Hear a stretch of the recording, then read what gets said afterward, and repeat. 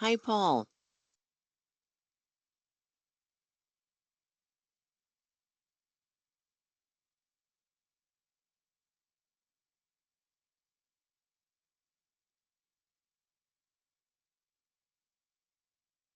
Thank you, Beverly and Sergio, for joining us. Carolyn, can you hear me now? I can hear you now. Good. All right. Thank you. Yeah, a little problem logging in. So Oh. it said that my camera and microphone were not available. And I was like, oh no. Oh. So, Paul, just to let you know, it's automatically being recorded. Okay, perfect. Yeah.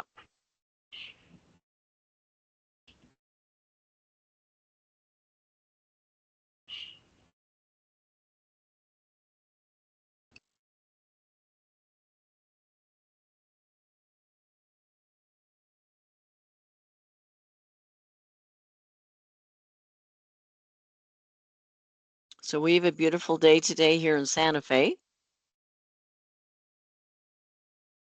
Yeah, it's a nice day here too. Doesn't seem like it's going to get too hot, but you never know until the afternoon. True.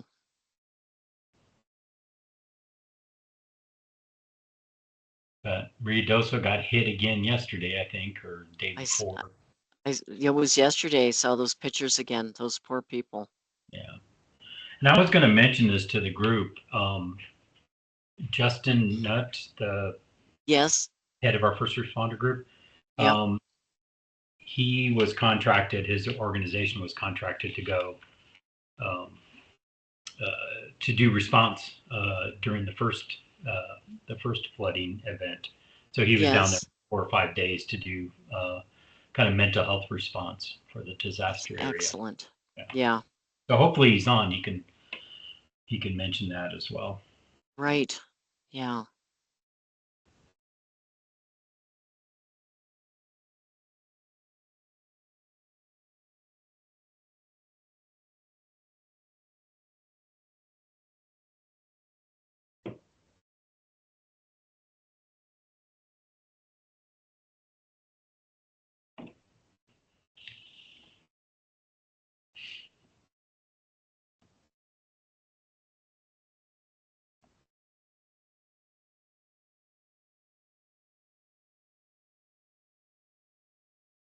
Oh no.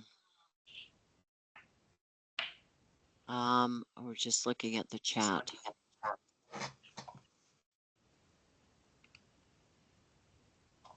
Oh dear.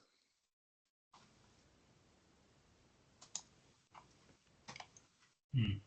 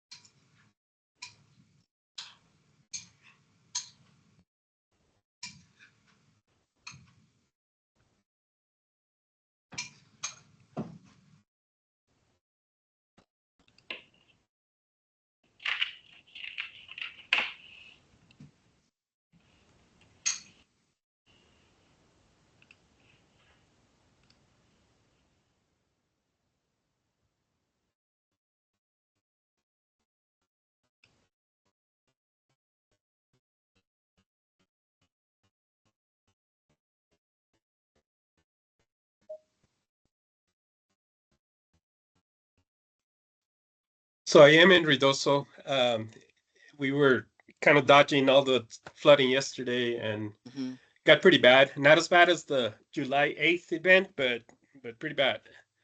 And I think we had most of the town, flooded in some way. Wow. And then, yeah, so we were just dealing with that yesterday and trying to, be safe. They had 5 water rescues. Thankfully, nobody died this time. Um, so, and then last night we had a kid shoot himself playing Russian roulette. Oh, And so he's in El Paso. They're talking to the family about organ donation. He's not. hmm. There's no brain activity. So So sorry to hear that. So do you have some postvention going on in the community? yeah, usually Region 9 will deploy counselors. I mean, since the school is not on right now, Right. um, they'll deploy some counselors there, just at the local clinic. But yeah, so that's the news from Lincoln County. Yeah. Well, my heart is with you guys. It's seems that it's one thing after another in your area. You've gone through a lot, and Yeah, well, last year we had the fires and then the flooding. I lost my home to the fires last year. okay. This year, I haven't been affected by the floods, but there's a lot of families that have. The juvenile probation offices, several juvenile probation offices across the state donated a bunch of items that we're distributing here. Cleaning supplies, toiletries. I mean, because a lot of these families that got displaced, they're living in hotels. So the Salvation Army and the Red Cross are delivering hot foods, every day, and then finally, a couple of days ago, they finally did the disaster declaration, which hadn't come, so families can access FEMA and those services. So we're but then, like I said, last yesterday, I'm sure there was more damage. I'm sure you guys saw those videos. There's a couple of mobile homes that the water took, and so we probably have more victims or more survivors.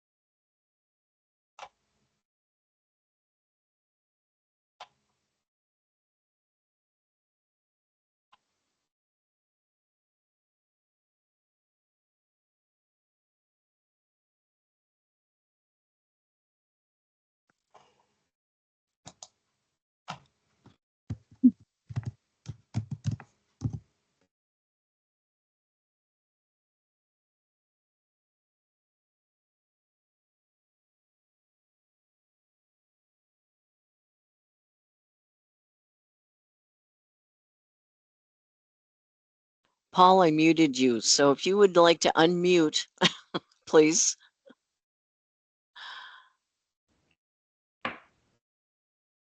Are we ready to start? We'll go one more minute. We've got people coming in. Okay.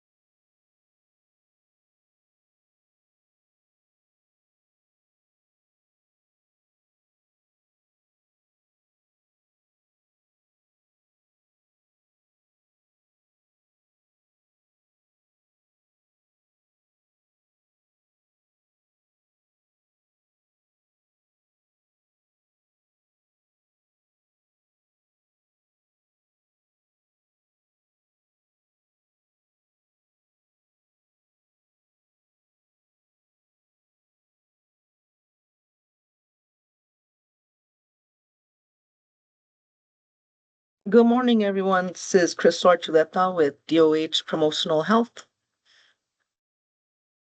Good morning, Crystal.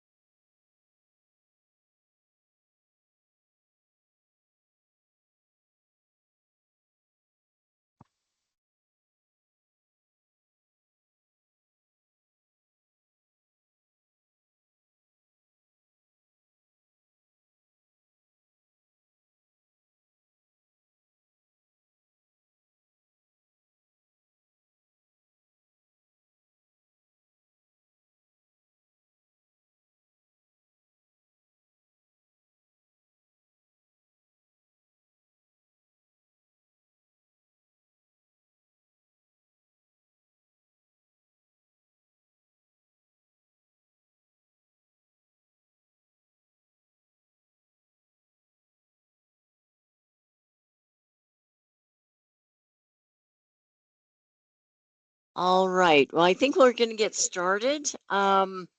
So thank you for joining us. I'm Carolyn Moore. I'm the Suicide Prevention Coordinator for the New Mexico Department of Health. So welcome to the New Mexico Coalition for the Suicide Prevention and Awareness meeting, our quarterly meeting. And just for the record, as this is being recorded, today is July 25th, 2025. So I appreciate you all for being here and your dedication to preventing suicide in New Mexico. I'd like to take a moment here to thank Logan Herp in advance for being our scribe today and updating us on the survey results, the survey that went out a couple of months ago. Paul Bierce and Kate Reeves for chairing our coalition and for working with our work groups. Ysidra Tellis-Cook for the presentation today on talking mental health and suicide prevention for construction workers. And to Clary Miller, our lead Department of Health Suicide Prevention Coordinator. She will be talking to us today about our 10-year strategic plan for suicide prevention in New Mexico. And also to Marvel Harrison, who will be introducing us to the New Mexico Suicide Prevention Initiative and ABC training. So I have a couple of housekeeping items. As I said before, the meeting will be recorded and it will be available for viewing on the NMCSPA.org website and also our YouTube channel here at NewMexicoHealth.org. We'll also be looking, we're always looking for members. So please spread the word. There's a few of us on, part of this coalition. We do this heavy lifting. We always need more people to help us. So please encourage people to participate in our groups. Our quarterly meeting dates are the fourth Friday of the month. So the last meeting this year will be on Friday, October 24th. So with that, I would like to invite Paul to share about self-care with us. And then after that, Paul, the floor is yours. Thank you so much. So good morning, everybody. Thanks again for showing up for our meeting. You are the reason why we do this. You guys are all out in your communities making a difference. My name is Paul Bierce, and I'm currently the chair of the coalition. Couple of, as Carolyn mentioned, a couple of housekeeping items. With such a diverse group, we've got folks who have access issues, and so with the closed captioning and such that's going on, please state your name when you start speaking, and if you're doing a presentation today, do a brief description of any slides that you might show. So as we all know, we've likely all been touched by suicide. Either we're a survivor of suicide loss or know somebody within our community or a provider. So the subjects that we talk about are difficult and can be a catalyst for bringing up feelings and for creating some anxiety and what have you going on throughout the meeting. We are all about self-care, and so it's critical that if something comes up in the meeting and you need to take a break, please take care of yourself. Go do some deep breathing, do a walk, get outside, and maybe pet your dog, something that makes you feel good, and feel free to join us back at any point. We've got a great agenda coming up today, as Carolyn mentioned, I think that there's going to be some good information to share. I have a couple of updates. We have updated our website, as Carolyn mentioned, NMCSPA.org. The old web address will forward to the new website. We're in the process of kind of updating all the verbiage on there.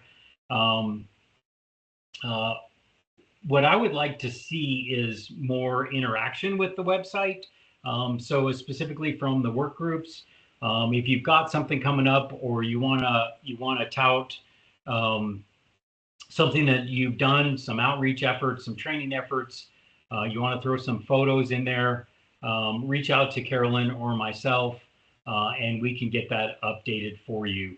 I want this to be a resource for not only the coalition, but also for the public. The one that I am most familiar with is the first responder page, and there's a resource page for first responders to access. So if you want to do that for your target population, please feel free to do so. We have been graced with some funding opportunities. Clary has been a bulldog in pursuing our funding, and it looks like that we are going to get funding for this fiscal year, which started this month. The amount is still a little bit up in the air, but what I would like to encourage is that any of the work groups that you're associated with, if you've got something that you are looking to get funded, some outreach efforts, some town hall meetings, some trainings, really whatever you need. If you need printed materials to hand out at tabling events, please reach out to Clary, Carolyn, or myself, and we will get that request submitted. This is our opportunity to make a difference in our communities and in our target populations, and this is an amazing resource for us to have. And I want to thank Clary for being so persistent about helping us get that message out. So the next item on the agenda is anybody in the work groups, and I'll just kind of call out the names. And if you are on the meeting today, please speak up if you've got any updates or activities or anything that you want to share. So we don't have anybody in communications and messaging. If there's somebody out there that wants to hop on that, let's get you on board with that. I did see Desiree. Desiree, do you have anything from the faith communities work group? Well, can you hear me? Yes, I can. Oh, okay, great. We do have a couple of trainings, but I'm mostly excited about NAMI's Hope Conference that's coming up. It's a non-denominational conference, and I see Amy there, and I wonder if Amy would like to share about it. Yeah, thank you so much. So basically, another board member and I wrote a grant from FaithNet, which is a part of NAMI, the National Alliance on Mental Illness, that that helps people that want to use faith as a way to cope with their mental health and build resilience. So, so the Pathways to Hope is sponsored by FaithNet, and it's just a way of people to come together. Different communities in the and different faith communities can come together to talk about best practices in helping people deal with their mental health issues and build resilience. And we have a bunch of different populations that we feel are kind of heavily stigmatized that need the most help. So that would be like Hispanic populations, Native American, African American, inmates recently released from prison, and servicemen and women and veterans. So those are the groups that we're pulling the different people from that are familiar with and work with those communities, and we'll have different topics. But the conference is for 2 days, and it's totally free, and you get breakfast and lunch, and we're just kind of coming together, you know, to share best practices. And thanks for the I'm Dr. Amy Hilliard, and I'm on the board of directors. So. Sorry, I did that at the end. All right, thanks. And this is Paul Bierce again. Thanks for that update. If you have a flyer that you can send to Carolyn, she can get that out to the group. I think that would be awesome.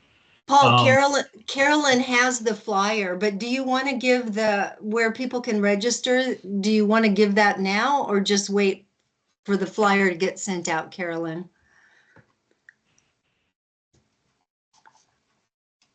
The flyer should have been attached. Oh. So when I sent out the invite the second time, the flyer's in there. Okay. Thank you. Thank you. Thank you. Okay, perfect. This is Paul again. There in the chat, Christina Camacho, you had indicated that you wanted to talk about the New Mexico Veterans Save Run. Are you on? I am. I'm getting my camera on. Let's see. Oh, I don't know what's going on with the camera. So let's just say, just imagine the most beautiful lady in the world. That's me. But for some reason, my camera isn't working. So I am filling in for Dr. Main today. I am the senior social worker with the New Mexico VA Suicide Prevention Program. So for the past 12 years, I've worked with American Legion, VFW, and other veteran motorcycle rider groups to organize a suicide prevention training that spans across New Mexico. On September 6th, 7th, we're going to have a one-day training where we start at the Raymond G. Murphy campus. And then from there, we'll be working our way up to Angel Fire. And we have 4 stops, and along those 4 stops, we do a suicide prevention training based on the VA's acronym SAVE. So signs, ask, validate, expedite to care, hence the SAVE. This year, we decided to do the Be the One, since it's American Legion's way of expressing be the one to reach out to a buddy, be the one to help somebody into care, be the one to get care for suicide prevention. This is a free run. We feed you breakfast, lunch, and dinner. And you don't have to ride a motorcycle. You can participate by driving behind the motorcycles. We go up along Enchanted Circle and we end there. And then at the end, we have a nice camaraderie and ceremony for those who are there for memorial of ones they've lost to suicide. So this will be the northern route. We do have a southern run. I haven't set a date yet, just because of the amount of time this takes to plan. I told them I needed to space it out a little bit more. So our southern run will be this year starting in Deming, loop around to Anthony, then from Anthony up to Cruces, Cruces out to Ruidoso. And I'm working with the Inn of the Mountain Gods education coordinator to have our last stop being at Inn of the Mountain Gods. And along with that, we're also going to have an Apache ceremony to go alongside the run. Christina, this is Carolyn. So this is Yes. September the 6th? September the 6th, yes. And If you Carolyn, have I a could flyer? send you the Yes. the flyer. Yes. Yep, perfect. I'll get it up. Thank you so much. You're welcome. Awesome. This is Paul again. Thank you, Christina. That's a great event. It sounds like so. And you might want to reach out to Valentina Livingston as well, if you are in touch with her on the veterans and military group, so she can get that out to her folks as well. Is Miranda Viscoli on firearms? One thing that I did notice on Valentina's group, the veterans and military, was they've got it looks like a gun shop program. Valentina, are you on? Do you want to talk about that? Hello, good morning, everyone. Thank you, Paul. Yes, so the Department of Health funded the Gun Shop Project, which is an opportunity to train firearm retailers, community providers on counseling on access to lethal means. And so the training was provided 2 months ago in Bernalillo County, and we were able to train 7 firearm retailers. It looks like we are going to get more funding to actively train more counties in the state. And so just kind of keep your ears peeled for that information as it comes through. Paul, you should get that information as we, schedule these trainings moving forward. We will have a gun shop project coalition, which will include firearm retailers, community providers, nonprofit organizations, government organizations. The project and the coalition itself is really tied to the New Mexico Army National Guard, the Governor's Challenge, and basically the New Mexico Department of Health and the Department of Veteran Services. And so we are working a little bit with Miranda. We just haven't really had the conversation on how we can work more closely together. But if you're interested in joining the coalition, you're basically going to, in the coalition, strategize on how to work closely with firearm retailers, whether that's gaining more information on safe storing, whether that's learning how to handle a firearm safely in collaboration with these retailers. We did partner with 3 retailers, Calibers to be exact, Workhorse Armory, and what was the other one? Paul, I forget their name. Ron Peterson. They're an online retailer. And so those 3 retailers are going to basically head this coalition, and my team and I will basically sit back and help facilitate, make those actions. And so that's the update. Thank you. Awesome, thanks. This is Paul again. Thank you, Valentina. I know you guys are doing a lot of great work out there, and I appreciate your time and appreciate your passion for doing that. First responder group is Justin. Are you on, Justin?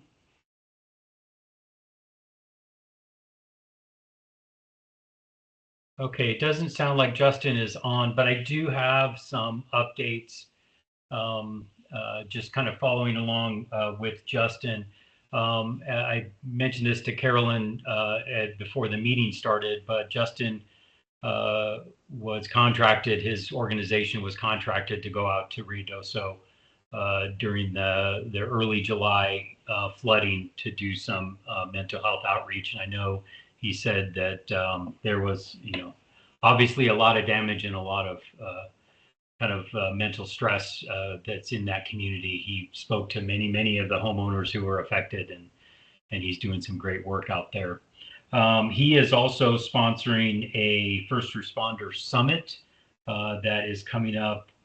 Well, it's not coming up until next year, but in late February. It's going to be February 25th through the 28th.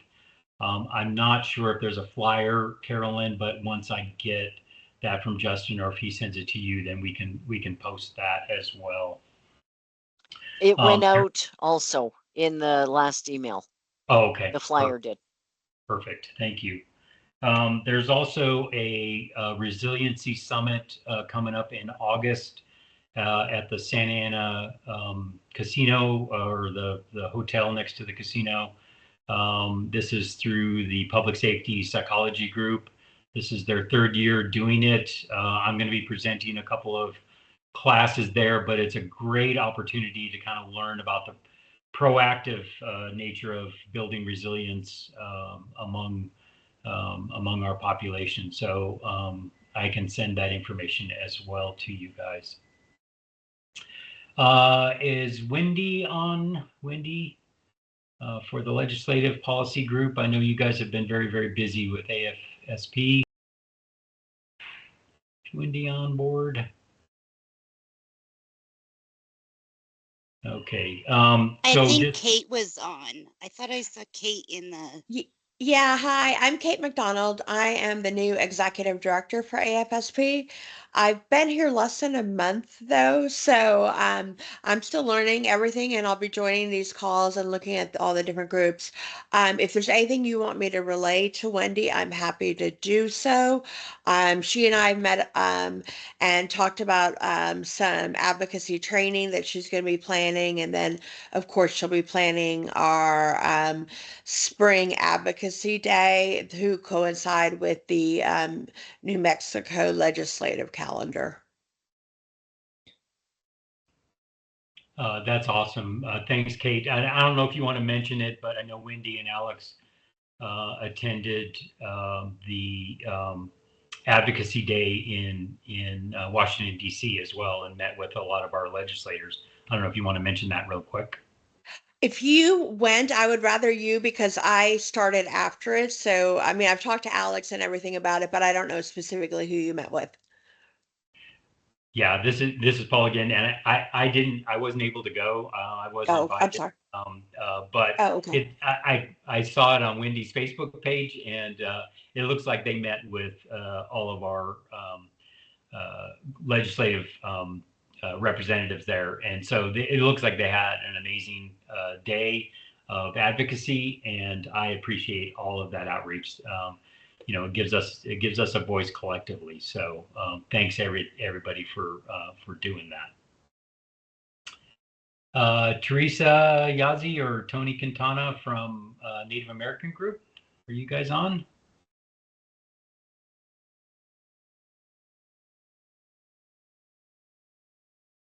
Okay. Next is primary care. I know that there's nobody that's taken the lead on that. Again, if there's anybody in the field of doing primary care or healthcare in general, we would love to hear from you to take over that group as well. Regina, are you around for the schools? I know you guys are very active as well. Good morning, Paul. Thank you. Yes, so I am the co-chair of the Youth and Schools Work Group. I have been co-chairing that with Maureen Schmidl for quite a while now.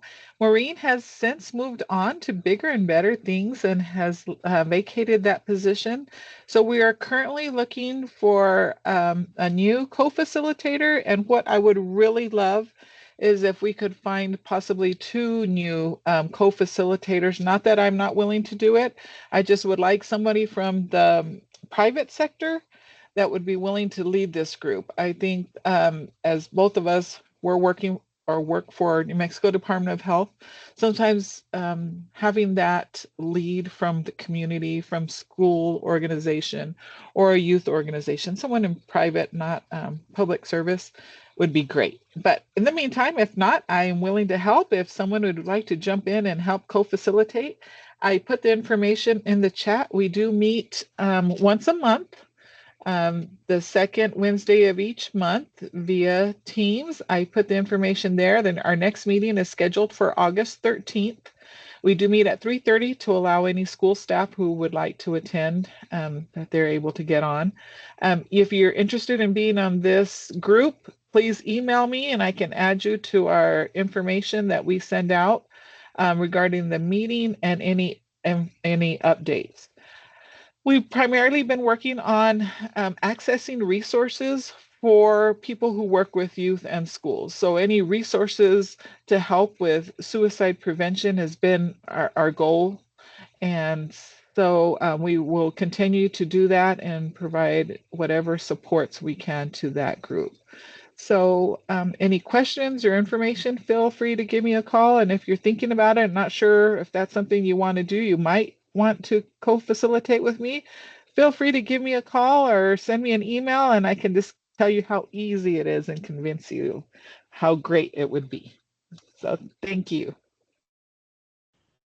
Thanks, Regina. This is Paul again, and I will tell you I have attended several of their meetings for that that work group, and what an amazing group of people who are like-minded and passionate about making a change. And so, thank you guys so much for what you do. And I didn't know that Maureen had moved on. That's a huge loss. So tell her thank you for all she did for us. So. Absolutely. She was instrumental and did such great work of keeping me organized as well as the group organized and just sending resources, information as it came about. So if you didn't get a reminder of today's meeting, it's because she's not here and I'm now trying to do it. So I'll take all the blame. Well, thanks again, Regina. And this is Paul again. So our last group, the LGBTQ plus, I know we don't have currently anybody leading that group. I know I have been, I have had some outreach from some folks that said that they were interested. So if you are, please contact Carolyn so she could get you hooked up with that. So, Carolyn, I'm going to turn it back to you.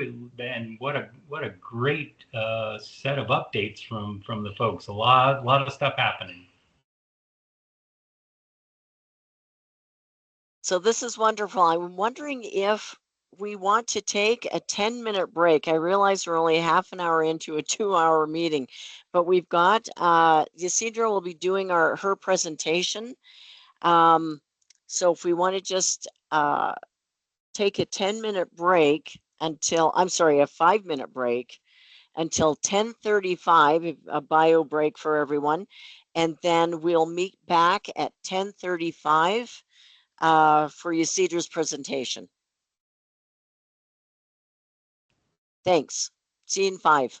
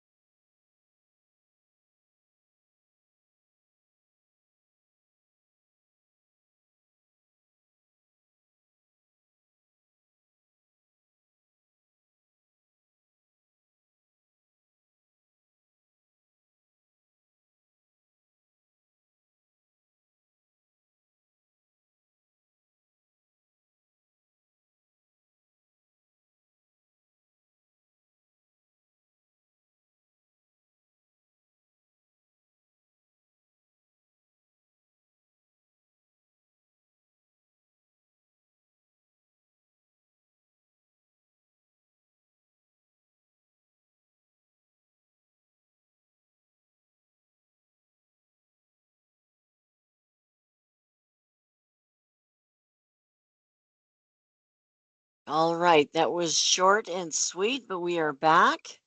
So I'd like to introduce Ysidra, and Ysidra, if you have a PowerPoint, if you'd like to share that with us.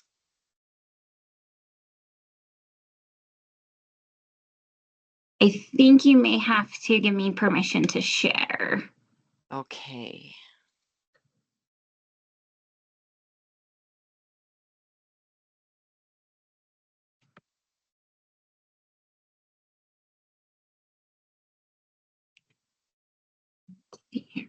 Oh, there we go. Great.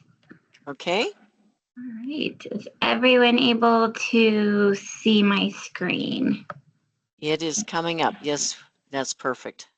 Great. Thank you. So yes, as Carolyn mentioned, my name is Ysidra Tejas-Cook. I am a mental health licensed clinician, as well as the executive director here at Breaking the Silence, New Mexico. If you're not familiar with our nonprofit, we are located here in Albuquerque, and we provide mental health literacy, education, and resources and advocacy to youth, teens, and adults all across the state of New Mexico. We go into schools, we go into organizations and communities. Through our personal stories and the education, we work to break down a lot of the stigma that continues to surround mental health, mental illness, and suicide, and start to normalize that conversation.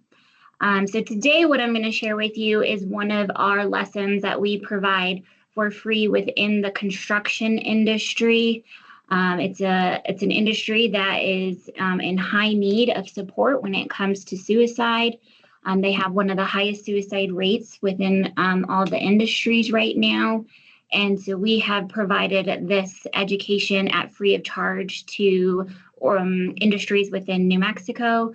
We presented to companies like Intel, Mountain States Construction, B&D, as well as some associations. And so I will be showing you and sharing with you the information that we are providing them. It's going to let me switch here. All right. So like I said, why the construction industry? Why are we focusing on that? They have that highest rate of suicide amongst all occupations.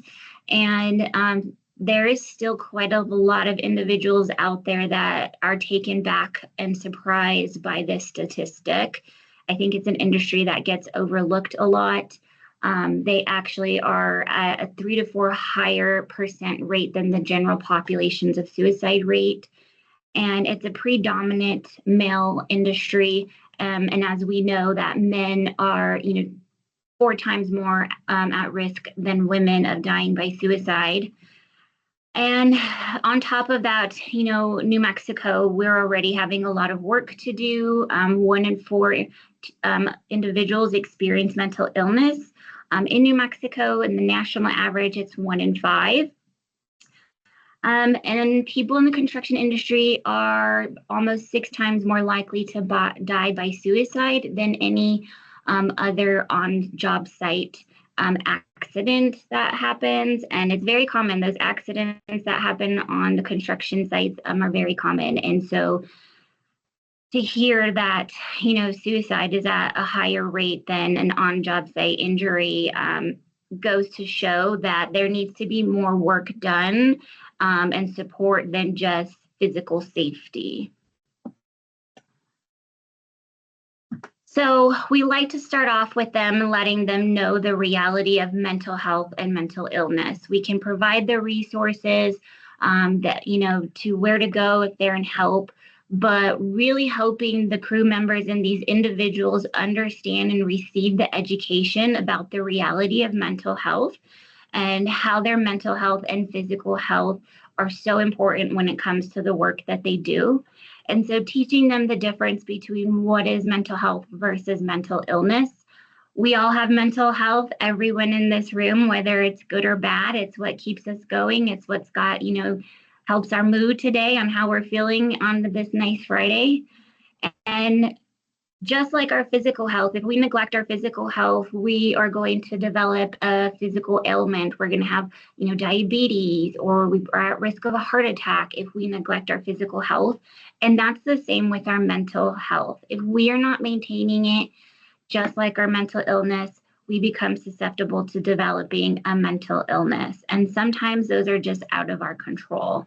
And they have a bigger effect on the way we think, how we feel, how we're functioning in our daily activities. Was working here. Okay. One of our popular slides that we have within all of our curriculums is the mental health spectrum. We utilize this to show that our mental health goes on a continuum, and it fluctuates from day to day sometimes, week to week. It just depends on what's going on for us. And so what we try to show individuals is that our mental health is where we want to be, is in that green zone. We're feeling okay. We're, maintaining good life responsibilities. We're eating good. We're sleeping well. Life's just pretty content. And then we have a typical shift in life. Maybe, we got in an argument with a loved one. Maybe, there's some deadlines that are pressuring in our job that, is giving us a little bit more stress. But then we overcome those challenges that are typical within our life that has us in that change zone. And when we're managing that, we go back into the healthy zone. But when we take on more than we are within our capacity, we put ourselves at risk of going into the down zone, and that is our green zone. That's when we're noticing a little bit more might be going on within our mental health. Those negative changes are not going away. We like to say at least 2 weeks. That's a huge indicator. If you're feeling down and hopeless and loss of interest in things for at least 2 weeks, that's a pretty good indicator that you need to probably reach out for more support. This tends to be one of those spaces that I see a lot of individuals kind of debate with themselves of like, maybe not, I can probably handle it. It'll go away. I don't need help. And so they kind of are really thinking about, toggling with themselves in that sense if something more is going on. And that zone is very risky, because if we continue to let it manifest, then we put ourselves in that ill zone, which is the high risk zone that requires immediate attention. We want, to encourage individuals to manage their self-care through this spectrum with self-care and social support. And though those down and ill zones, require some professional care and treatment, it's important to know that, therapy, it doesn't matter what zone you're in, therapy is always good to support any one of those zones. So what makes someone susceptible to developing a mental health disorder? And this is really important information for, individuals in the construction industry to know and understand, because there's a lot of factors that are outside of an individual's control that we might just be seeing on the outside. There are biological factors. What was their family history like? Do they have a history of mental illness within their family? Some mental illnesses have a hereditary component that can be passed down from generation to generation. The environment that an individual is in, did they grow up in a healthy environment? Was it a toxic environment? What was their safety like throughout their lifetime? That has an impact on them developing a mental health disorder. Psychological factors. Did they go through certain types of trauma? What are their personality traits?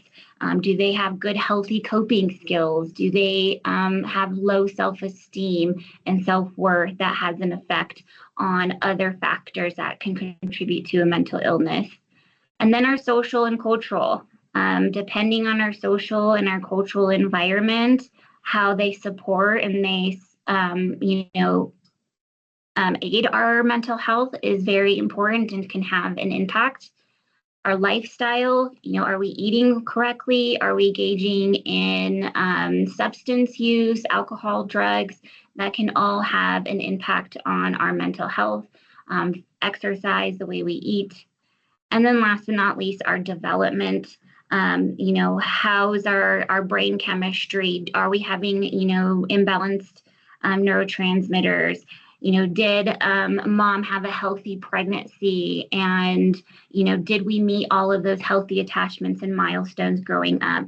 And these are things we don't always consider that could have an effect on us as an adult that can be contributing physiologically, that's making us develop a mental health disorder.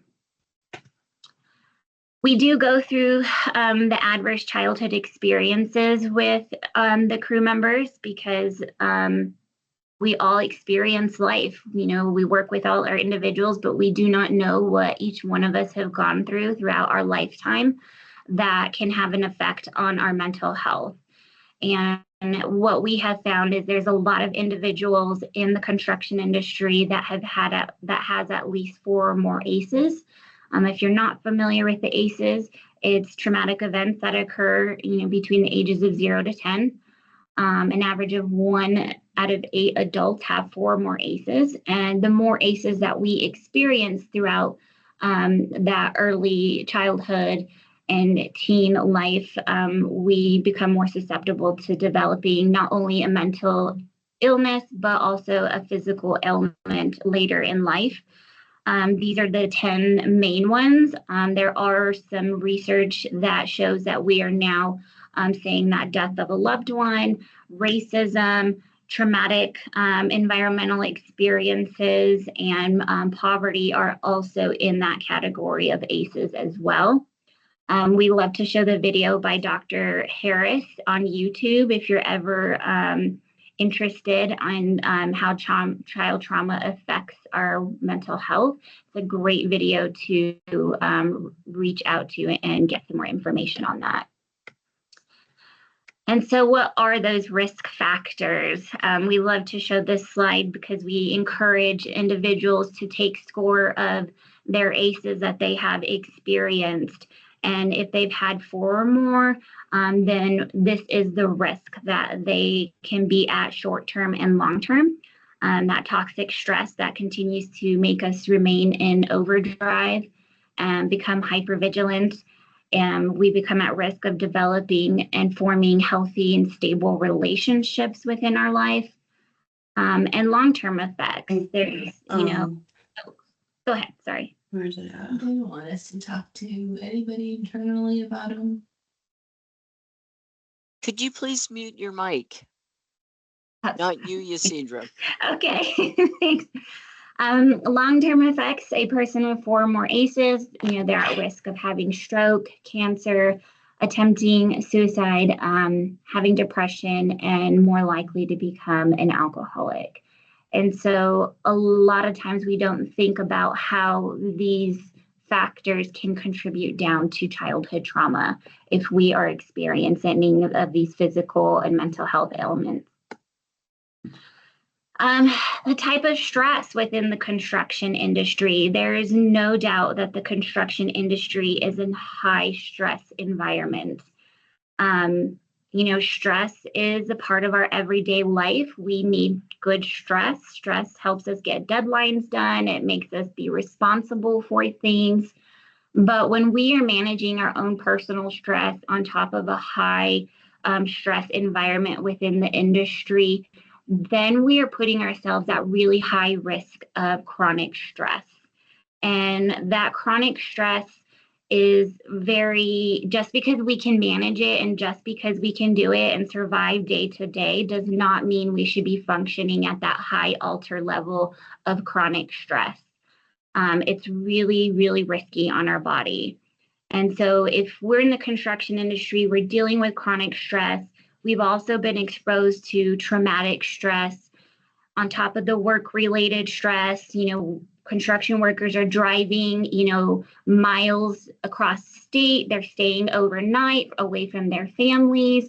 And so now that puts relationship stress on the family. Their wives might be at home dealing with kids and the issues and school, troubles. And then on top of that, they're managing financial stress, trying to pay for bills, trying to make sure they're providing for their families. And then just the nature of the job, takes a lot of physical and emotional stress on them, trying to meet deadlines, having supervisors screaming in your ear. It is a lot of stress that they are managing on a day-to-day basis. And how much is the construction industry teaching them mindfulness around the amount of level of stress that they are taking on? And if we're taking on that stress, we're making it day-to-day, what are the tools that we're providing them and giving them to support their mental health and to alleviate some of that stress? So the reality's there, our mental health, we all have it. We're all susceptible to developing a mental illness. And so if it's there, then what is keeping people from reaching out for their mental health, especially within the construction industry? And the biggest one that comes down to it is stigma.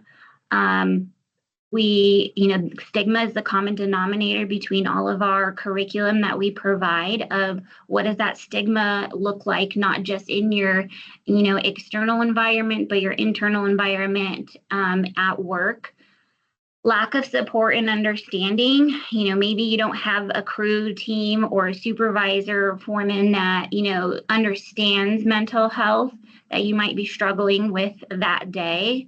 I've seen it before. I've seen supervisors who have, bragged about the way they talked to their crew members when they're struggling and telling them, this isn't grade school, get to work, push through it.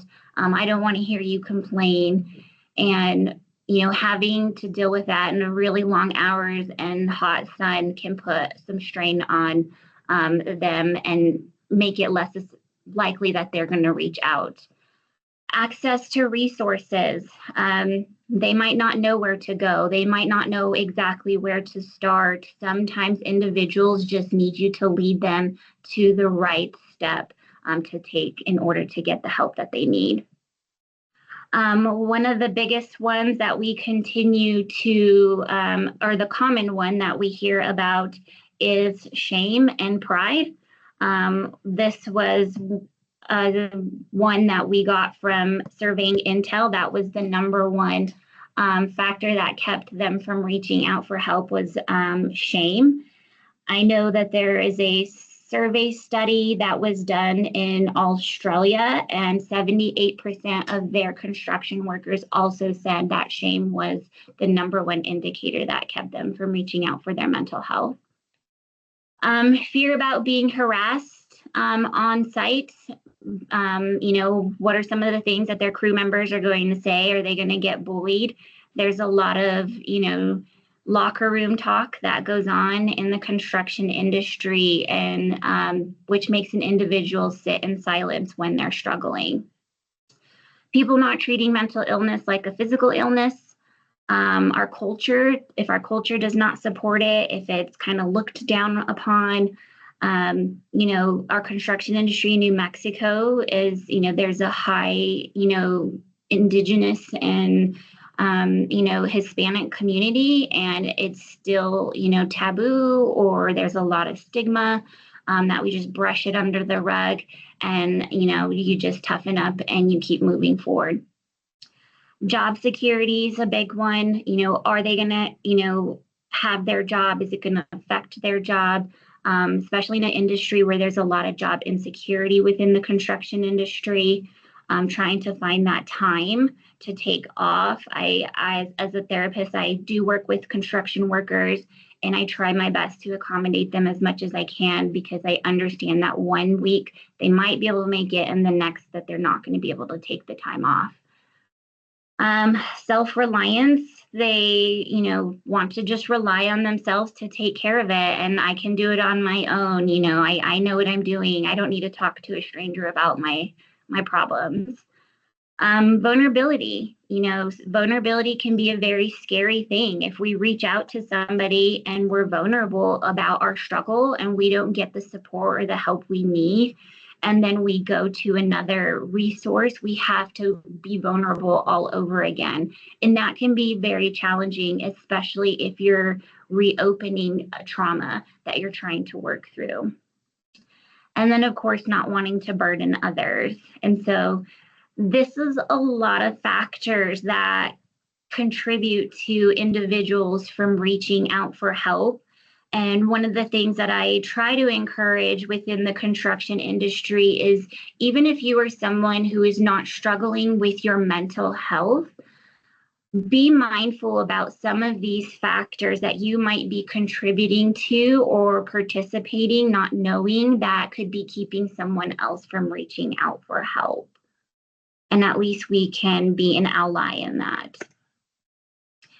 As we talk about stigma, what does that look like? Stigma is all around us in our environments, but what does the stigma sound like within the construction industry? What are you hearing that is going on out, on the job sites, in the office, that is keeping your crew members from reaching out for help? And if you have a lot of stigma that is within your culture, they're not going to feel safe reaching out. They're not going to feel safe reaching out to HR if, it gets back to a supervisor and then they're getting called a snitch for going to HR to get the help that they need. And so this is something that we try to get them to engage and talk to us a lot about, what that stigma sounds like. A lot of the language is not appropriate to share here, so I'm not going to go there. We do talk to them about what should you do if you're concerned with someone that is thinking of suicide. I know a lot of QPR that gets, educated to them, and, QPR is the big thing, and we try to stick with QPR as much as that and educate. But within our lessons, we like to use the acronym SIT, as in sit with the person, stay with him as long as they're not a harm with you. Inquire and ask the direct question, which QPR supports, is, are you thinking of killing yourself? Not being afraid to just ask that direct question.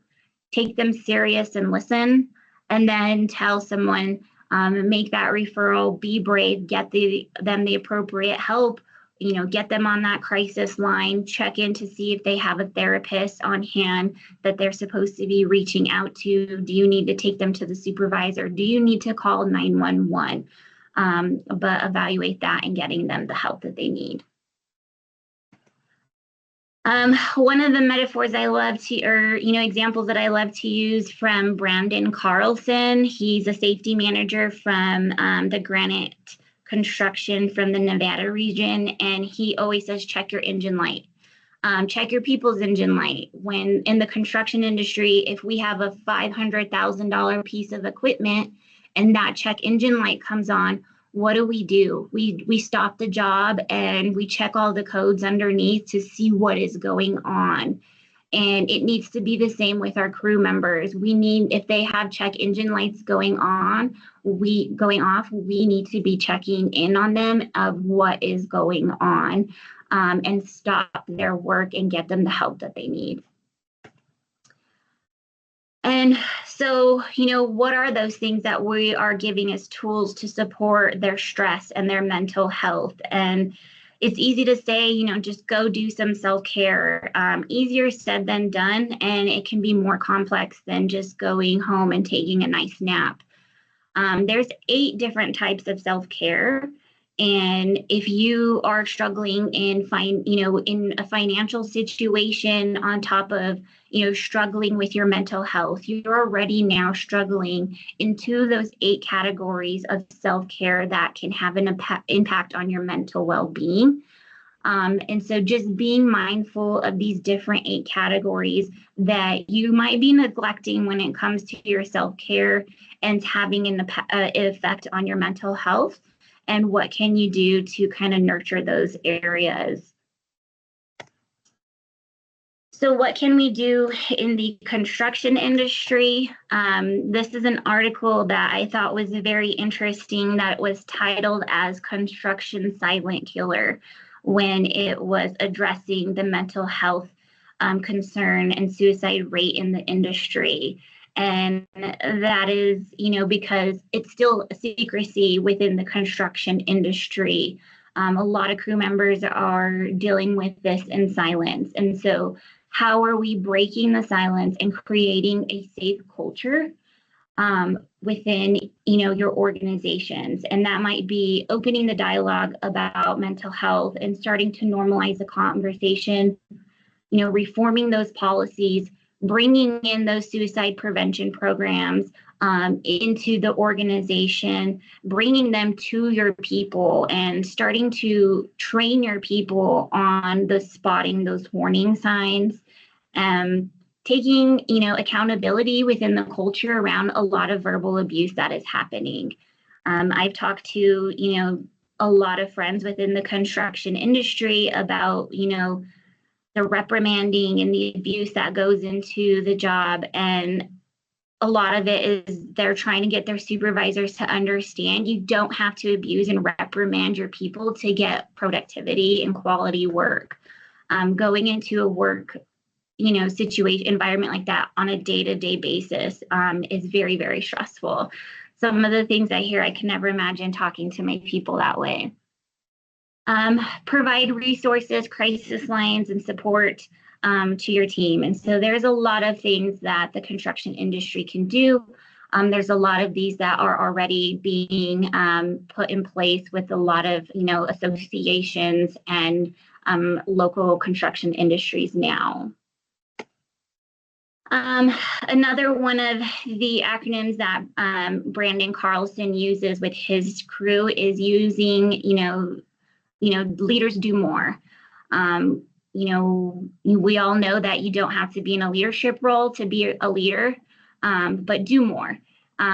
Utilizing that model to demonstrate trust, compassion for your people, observe them, know what's normal for them, and spot when something might be a little bit more going on, and just responding to that. It's not going to hurt to respond.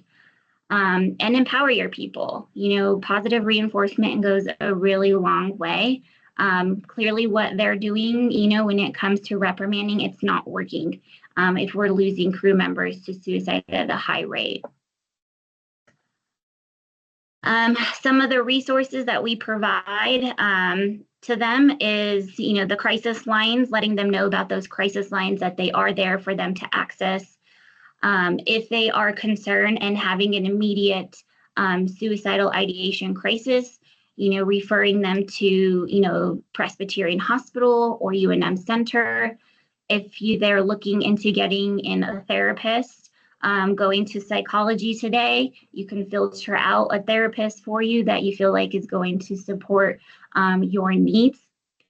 Construction Working Minds is a really great organization that has a lot of resources and does a lot of mental health and substance abuse work within the construction industry, and they have a lot of education out there for anyone who wants to get more educated on what's going on in the construction industry. This is just for, information. We have our second annual construction suicide prevention cornhole tournament coming up September 27th. And this is our second year of doing this and bringing in construction industries across the state and bringing awareness to suicide in the industry and starting to, normalize that and really bring people together and showing the support that we have when it comes to mental health, and showing a lot of their crew members that, we are on board about helping their mental health and that we do care. And so that's all I have for you today. Within that, it's pretty short and sweet. The construction industry likes you to give them the information and move on. And so it's not an hour presentation, but does anybody have any questions or discussions for me at the moment?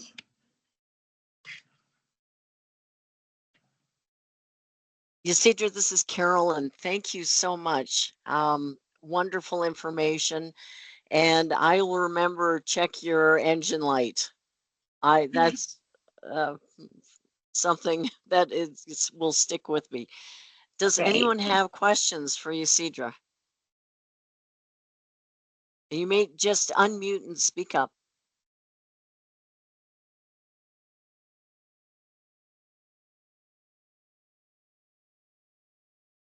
All right. Well, hearing none, please, and thank you very much for that wonderful presentation. Thank you for having us. Thank you.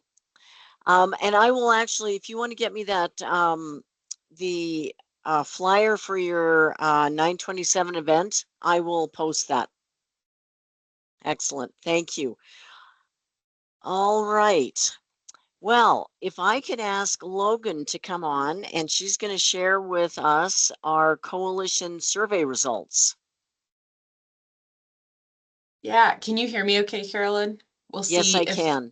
We'll see if my camera works. The bandwidth in our building has been an adventure this week. Let's see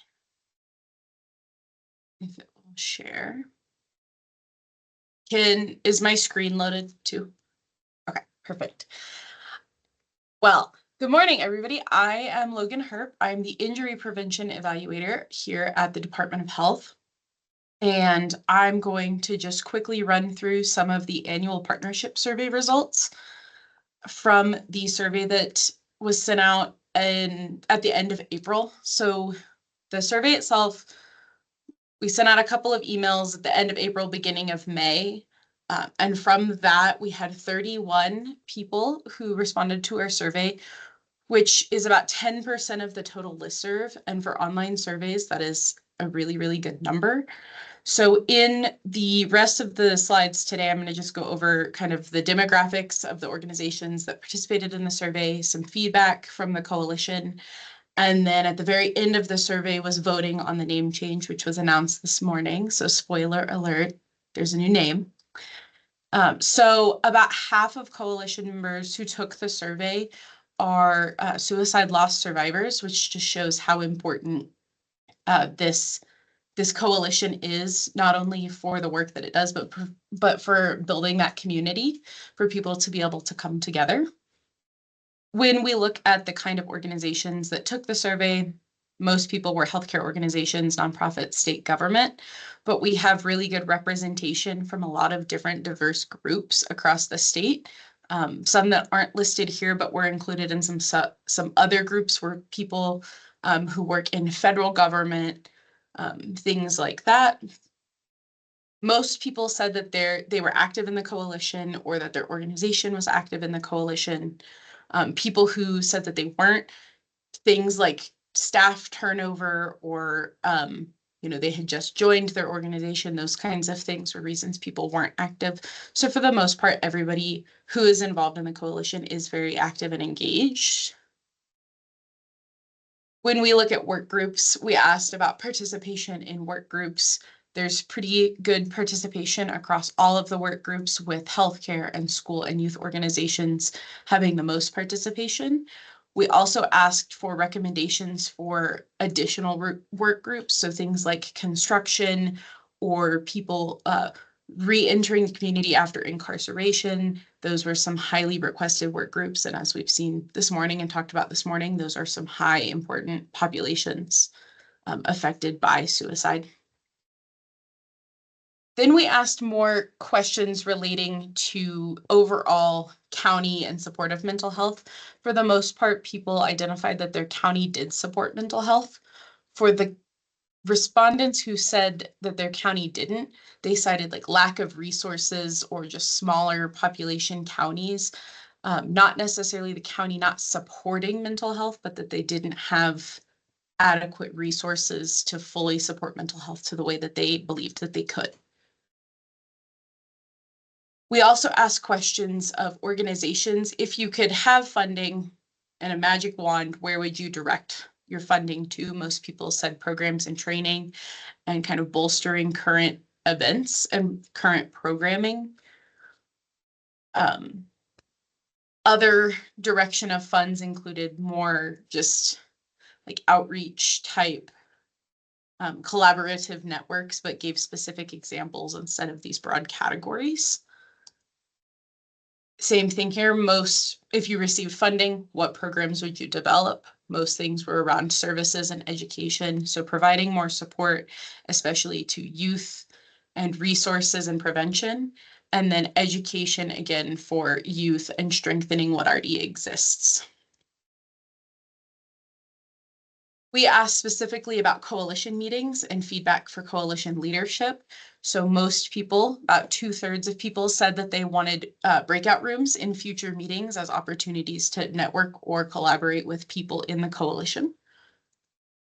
And then we asked about topics that people would like to have covered, things like suicide, mental health, veterans, specific populations, and prevention with those specific populations. So as you can see, we had a wonderful speaker about the construction industry this morning. So we're already starting to move towards that. And then recommendations for improvement, more mental health awareness, more providers, more resources, working together, more collaborative effort. Then last but not least, the new name change of the coalition. This question was asked of people who said that they wanted to be participating voting members of the coalition. So the new name of the coalition is the New Mexico Coalition of Suicide Prevention and Awareness, or CSPA, which is much less of a mouthful. And if we have time, I can answer more questions. I know I kind of ran through that quickly, but I can answer questions about the survey. And if you didn't get to take the survey, our hope is that this will be an annual survey or biannual, so you will see it again in the future. This is Carolyn. Oh, sorry. Are there any questions? Oh, sorry. I was just going to say thanks to Logan for that presentation. And that was the question that I was going to ask is, can we do this every year? Because, you know, that kind of 360 evaluation, I think, is very, very helpful for the coalition to grow and for the coalition to progress. So I think that's a great idea. Awesome. Absolutely. It is set up currently in a way that we can do it every year. And if there's specific voting things that need to take place, we can add that in. It's a very dynamic instrument set up so that we can kind of track that progress and track feedback.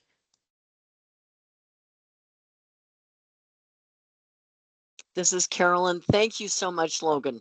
So these are your state dollars working for you. All right. Now I'd like to ask if Clary is available.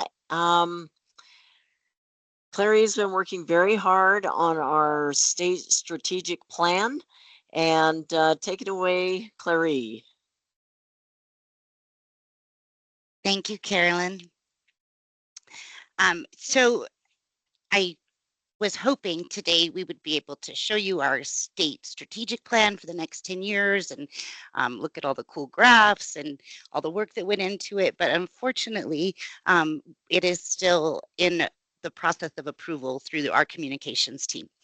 So as soon as it's released, we'll definitely get it out to everybody. But I wanted to talk about a little bit today and tell you what work has been done. And I really want to start off by just expressing huge gratitude for Constellation Consulting, who helped support this project. Patience, Katrina, Vi, Susan, Suzanne, it's a really incredible group to work with.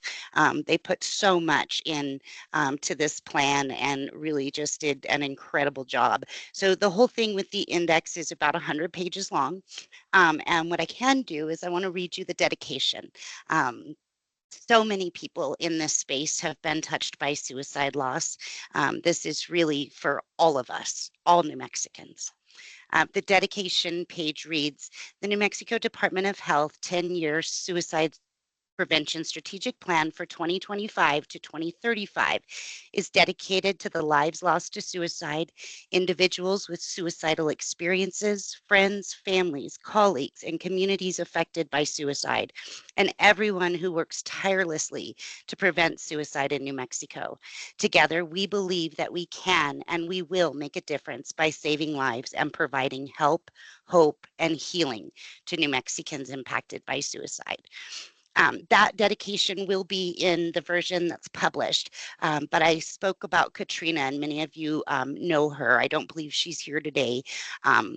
But Katrina Fuller lost her son Landon to suicide, and she really was a driving force behind this. She's the primary author of almost the entire plan, and I had suggested that it would be great if we could have something special in there that she knew for Landon, right? Well, as many of us know who are suicide loss survivors, we'd all love to do that, right? And coming from a state plan, we weren't able to include a dedication that she had written. So I want to read that to you now. Katrina Larry? wrote, yes.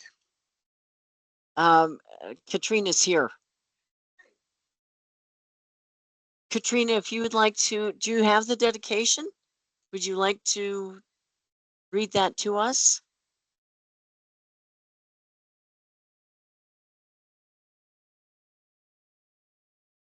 Just give her a second here.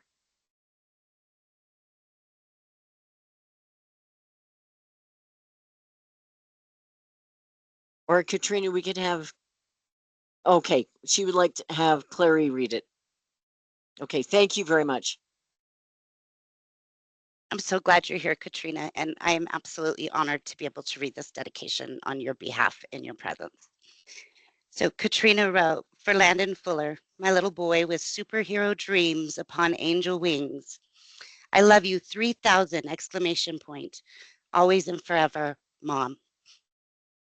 And thank you, Katrina, for everything that you put in to this. It is what it is because of you, and we appreciate you.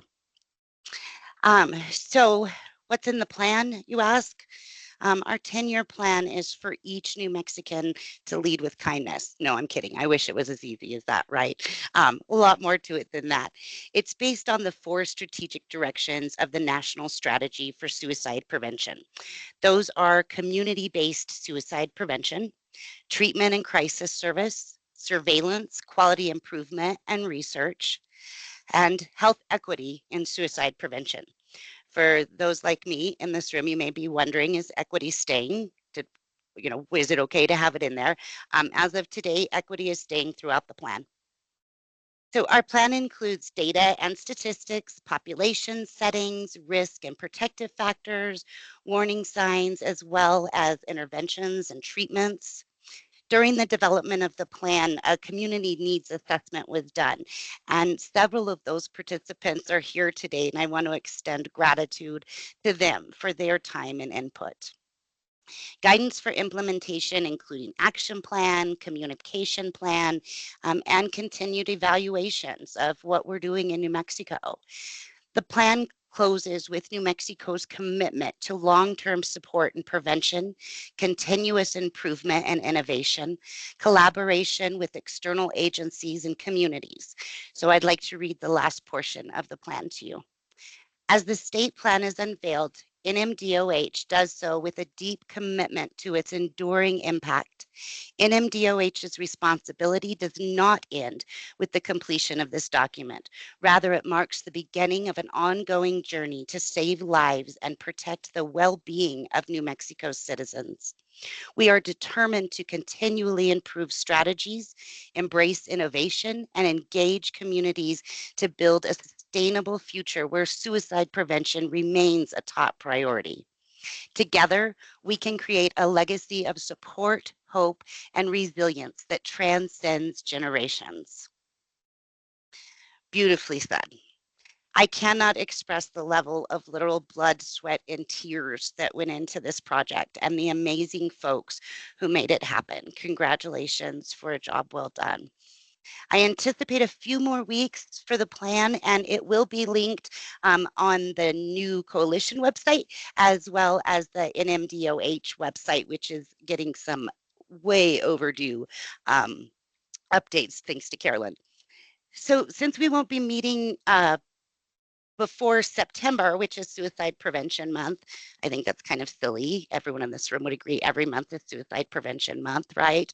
But we do get a lot more exposure and we're able to have quite a big reach in September, which I think is always great. SPRC has put out some ideas with links to look at. And let me see if I can share this.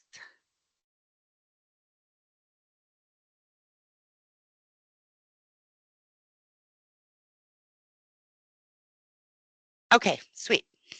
When I move it, does it move? Okay, wonderful. Thanks, Carolyn. So this is a 2-page document, and we can also have this available through the website and attached to anything that goes out. But there's some great links in here, and they're the ideas for action in September 2025. And, learn or educate people about suicide prevention. Great resources here. I was going to show this video, but it's really like common sense to almost everybody in this room, but certainly a great resource to be able to promote. Thinner lived experiences, really, really great programs in here that are lived experience stories, much like ours and in this room. They're powerful. Sharing resources. There's resources for social media on here. This book, A Journey Toward Health and Hope, really good after a suicide attempt. Create safe and effective messaging and promote others to do so also, right? We talk a lot about media and how we're conveying information about suicide and what we're putting in print, but we also need to be conscious, and I speak to about myself as well, but in our social media and things that we're putting out, particularly around September, where we're this great messaging and suicide prevention, and make sure that you're always giving a resource, reminding people about 988 or something like that. It's important that we all lean into that. So 5 here, inform the media. Again, if your organization or your work group is doing great work, promote that. Get the word out there. It's really great that people know what we're doing. I mean, when we were going through, just even in the chat, talking about things that were coming up and different events that were happening, it's absolutely amazing how much is going on. So don't be afraid to ever get the word out. And join the National Action Alliance for Suicide Prevention.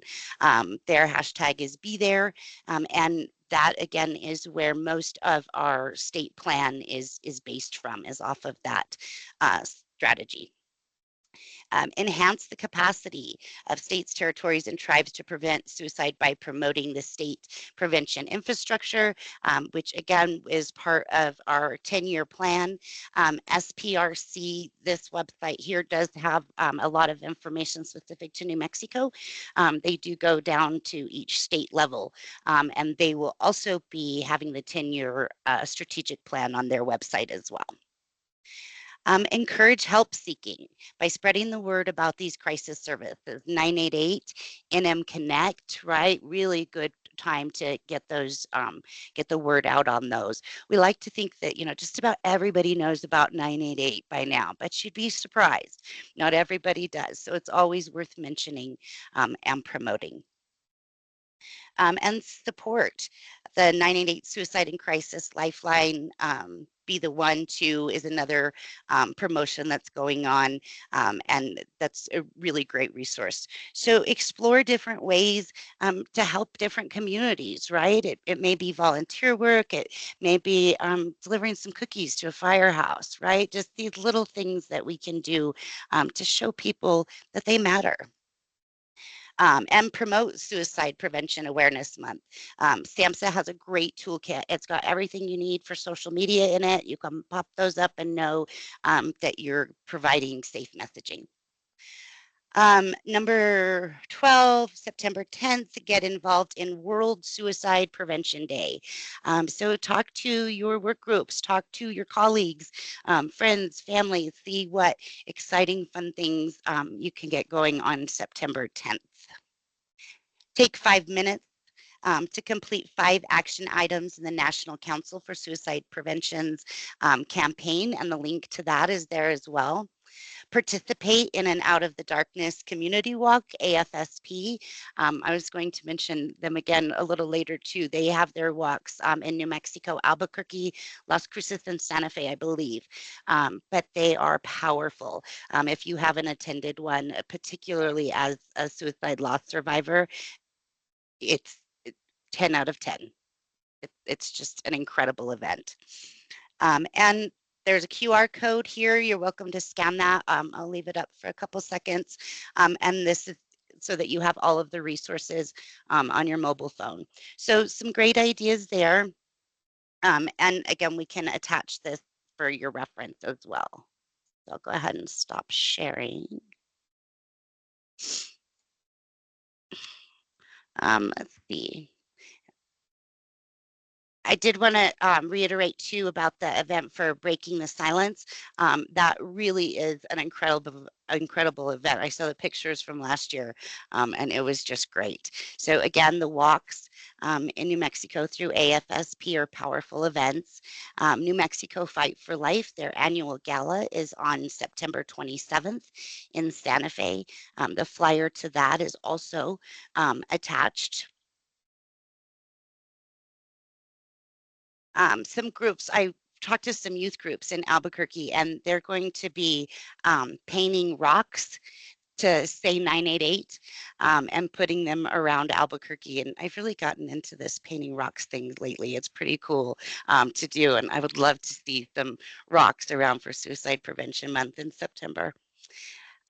And I just saw that Marvel Harrison has joined us, but before I turn it over to Marvel for a very exciting announcement and resource for New Mexico, I truly want to thank you each for all you do in New Mexico. You matter and your work matters. So thank you for all that you do. It's great now to introduce you to Marvel Harrison with New Mexico Suicide Prevention Initiative. Hi, Clary, and hello, everyone. And thank you very much for allowing me to have a few minutes of your time. I too want to honor all of the outreach that each one of you do, the heartfelt and focused and passionate work that you believe in is inspiring. So thank you so much. And I don't know if you've said anything, Clary, about the program or? I was leaving it to you. Okay. So I've been very interested, concerned, involved in suicide prevention awareness in New Mexico for a long time. Actually, after my husband, who's a pediatrician, and I took our kids, our adolescent children, to yet another funeral, it became really clear that we needed to be very vested and involved. And I was able to garner the support of a couple of state senators and get some funding to do a New Mexico Suicide Prevention Initiative. The hub for that, and it's only a hub, just a base, is out of Santa Fe Community College, but it's an outreach of suicide prevention classes throughout the state of New Mexico. And we are introducing and have just started rolling out the first beta went out this week with Clary's support. And it is ABC suicide prevention. A, ask, are you thinking about suicide? B, be present, listen. C, connect to resources and each other. It's a very simple format of classes, and we have instructor courses, and our outreach is really based on the infrastructure of this problem being people. We need people. We need as many people throughout New Mexico being able to self and other respectfully talk about suicide, ask about suicide in order to mitigate the issues that we all face and all have all survivors end up facing. So I don't know if we want to open up for some questions. We're working with the New Mexico Health Councils, with the PED, the Education Department, with the DOH. We have 2 major rollouts in 2 of our highest risk counties coming up in the next couple of weeks, and that is both in Los Alamos County and then in Grant County. But our expectation is to go statewide wherever possible. And this program will be at no cost to anybody in New Mexico. And we have funding for the next couple of years, and our intention is to grow the program in order to be able to continue supporting it beyond the funding cycle. So we're going to be developing CEUs, CMEs, and actually subscriptions for outside the state so that we can support New Mexicans in being able to have this outreach. And I'd like to just open it up if anybody has any questions or wants any other particular information. We can certainly send it to you via email, but I'm happy to answer any questions now. Marvel, this is Carolyn. Thank you for joining us today. I've got a question about your Train the Trainer program. Yes. And we have a ABC instructor course. It is 6.5 hours long, and it's inclusive of having lunch. It's free to anybody who is from New Mexico who wants to actually take the program out and teach the ABC partner class. Is that what you wanted, Carolyn? Or are you interested in taking it? Well, do you have some dates? Yes, we're developing dates right now. And so if you'd like to be on a list, Mulan Chan Randall is our program coordinator who's based at Santa Fe Community College. And if you can leave me your information, we'll get anybody who wants to be on our mailing list, we'll send out dates every time we have a new instructor course set up. Right now we have them set up with some closed courses, and by closed I mean that they're filled already with public school personnel and other targeted groups, but we have open ones both in Los Alamos and in Grant County at this point. This is exciting news. Thank you. Carolyn, I wanted to say, if anybody's kind of coming from the QPR hat and thinking, how is this similar? With ABC, the partner class is presented within an hour. And the Train the Trainer is 6.5 hours essentially, and requires no pre or post work. So it is so easy to use, and it's so easy to get this messaging out into the community, and to know that it's going to be funded and is funded just is absolutely incredible. So there's no expense to the communities when it's given. So thank you, Marvel. And I think Jessica has her hand raised. Hello, everyone. It's great to see Clary and Marvel here. I'm Jessica Strong. I'm the social services manager in Los Alamos County.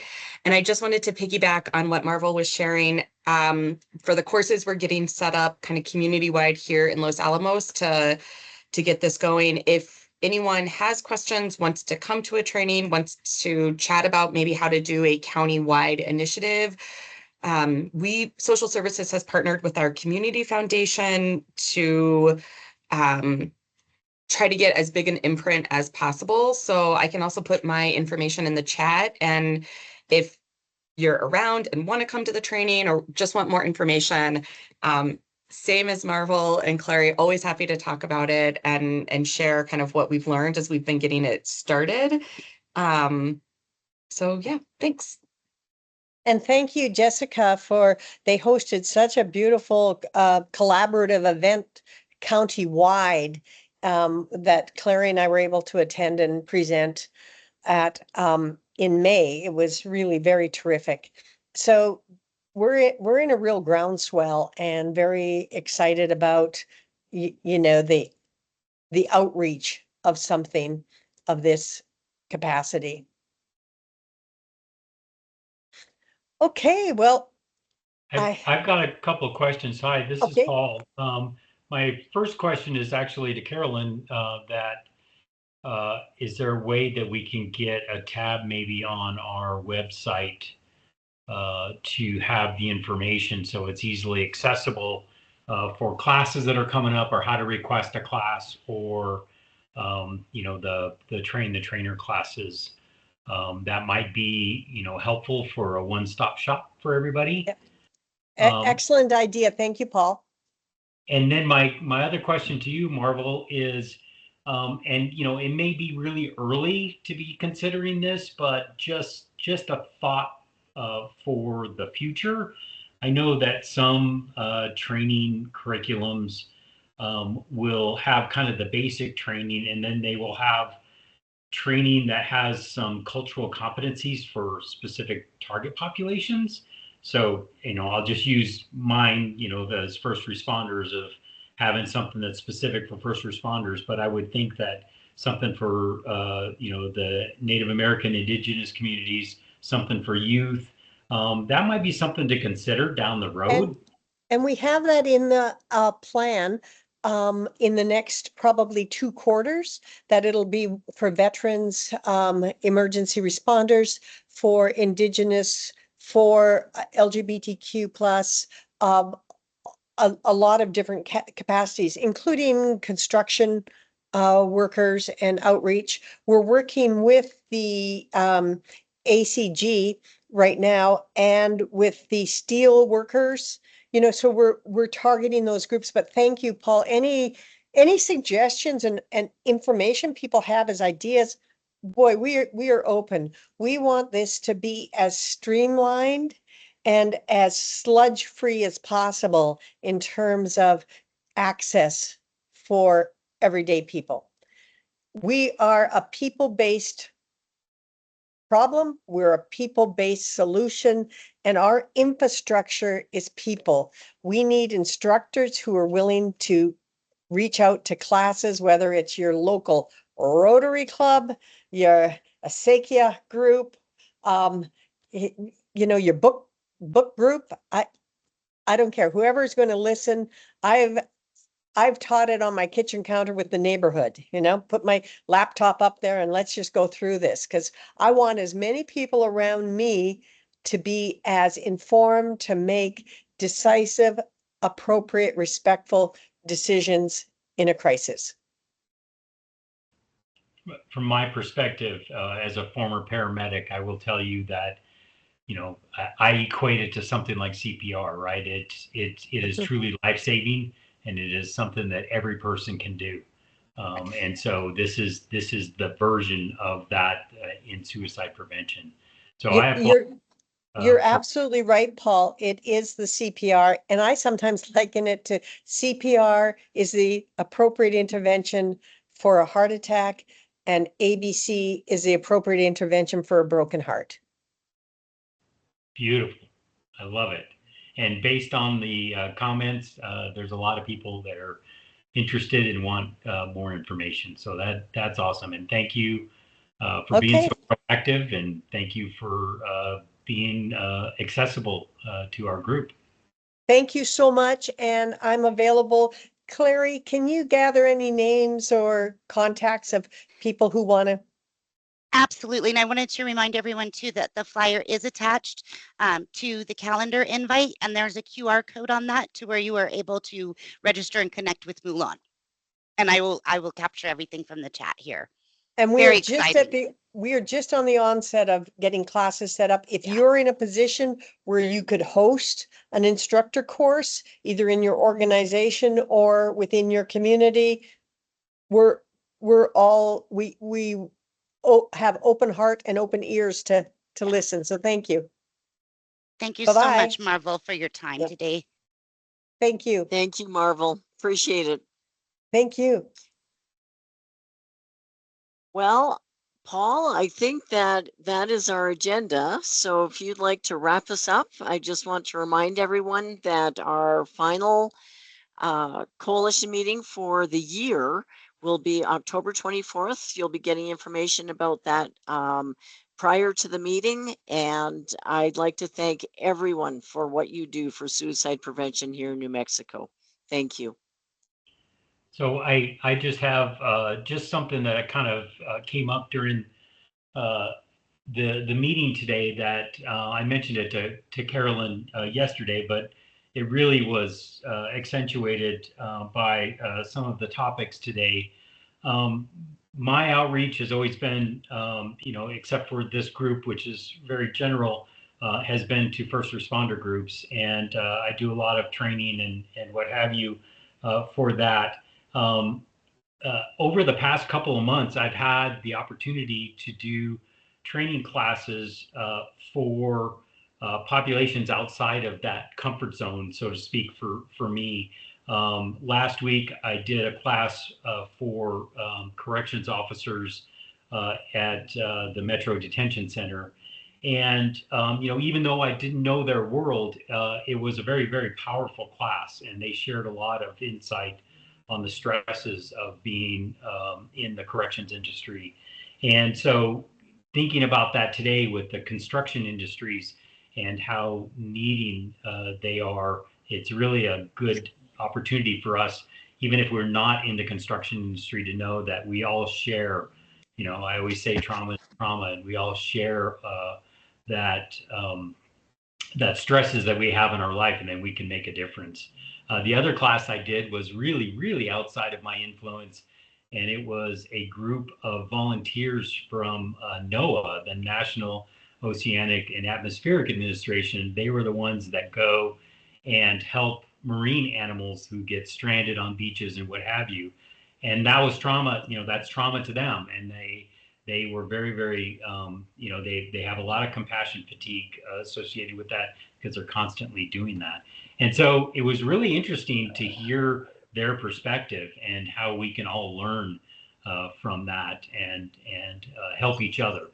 And so so I just wanted to share those two opportunities that I had to kind of do outreach for other organizations.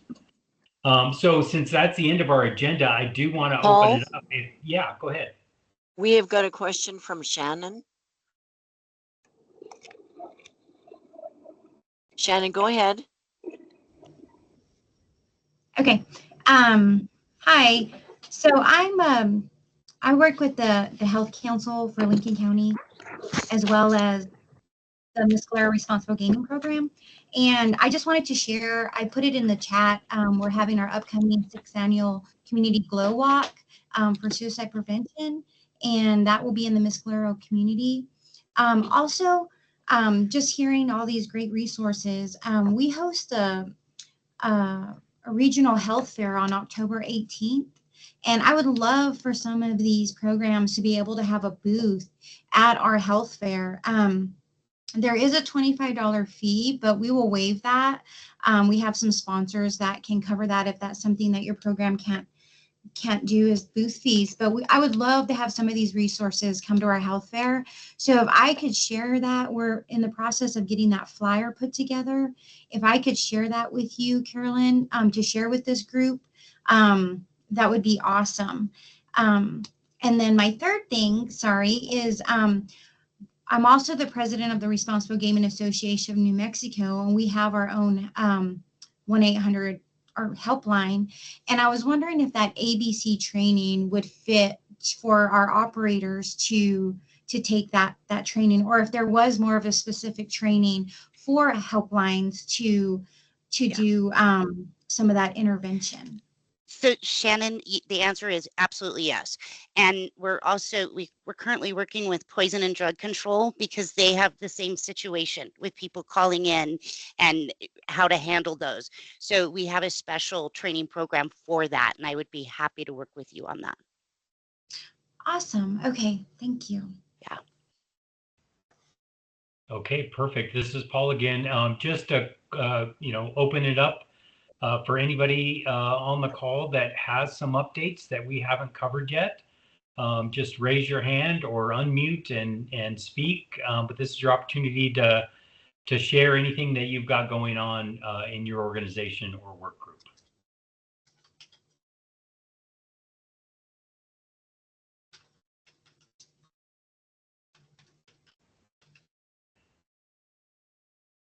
Anything, Carolyn?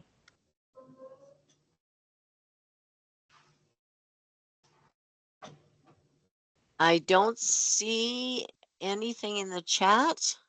Okay.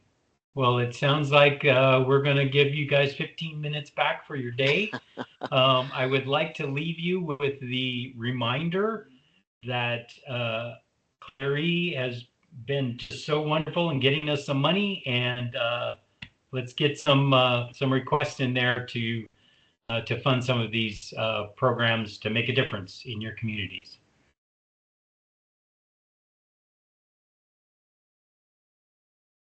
So, Carolyn, do you want to close us out, or should I just do that?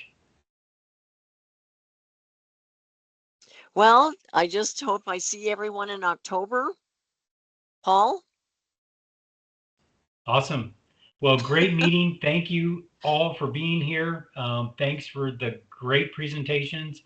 A lot of amazing information, and you guys touch my heart every day in knowing that you guys are out there doing this. So this means something, as Clary says. You matter, your work matters, and we appreciate everything that you do.